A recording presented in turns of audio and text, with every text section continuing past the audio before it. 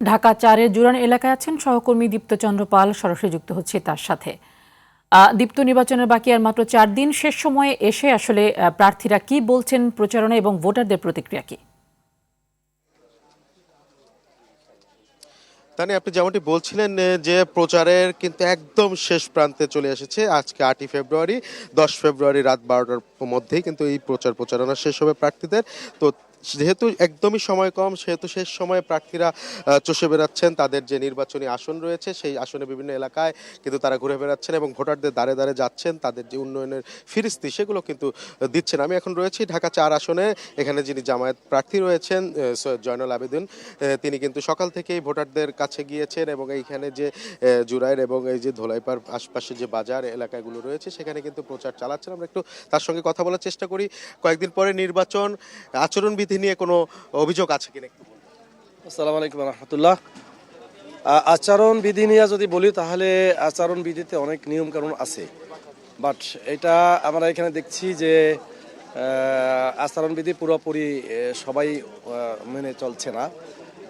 যেমন আপনি মনে করেন, আমরা যদি বলি যে একটা আসনের ভিতরে নিয়ম হচ্ছে 4টা মাইক দুপুর 2টা থেকে 8টা পর্যন্ত বাজার কথা, কিন্তু দেখা গেছে যে একটা ওয়ার্ডই একাধিক মাইক কোনো কোনো রাজনৈতিক দলের আমরা দেখতে পাই। এরপরে আপনার বিলবোর্ডের বিষয় আছে যে 20টা বিলবোর্ড সর্বোচ্চ, কিন্তু দেখা গেছে যে একটা ওয়ার্ডই 50-60টা পর্যন্ত বিলবোর্ডও আছে। যেহেতু আচরণবিধি ভঙ্গ হচ্ছে, নির্বাচন নিয়ে কোনো শঙ্কা আছে কিনা আপনার? নির্বাচন নিয়ে সংখ্যা আমি আগেও বলেছি, আমাদের সংগঠনের পক্ষ থেকে বারবার বলা হচ্ছে যে লেভেল প্লেইং ফিল্ড তৈরি করার জন্য অবৈধ অস্ত্র উদ্ধার, সন্ত্রাসীদের গ্রেপ্তার, কালো টাকার মানে ব্যবহার মনিটরিং করা, এগুলো আসলে দৃশ্যমান আমরা দেখছি না। এই জন্য কিছুটা শঙ্কা তো এখনও আছে, কারণ দীর্ঘদিনের রাজনীতিতে যে অপসংস্কৃতি, বিশেষ করে ভোটের ক্ষেত্রে, সেটাকে প্রতিহত করার জন্য তার পরিবর্তে একটা অবাধ, সুষ্ঠু, নিরপেক্ষ নির্বাচন, যেমনিভাবে আমাদের চিফ অ্যাডভাইজার বারবার বলছেন, সেই জন্য যে আয়োজন, সেজন্য যে ব্যবস্থা, সেটা আসলে ওই রকম আমরা দেখতে পাচ্ছি না।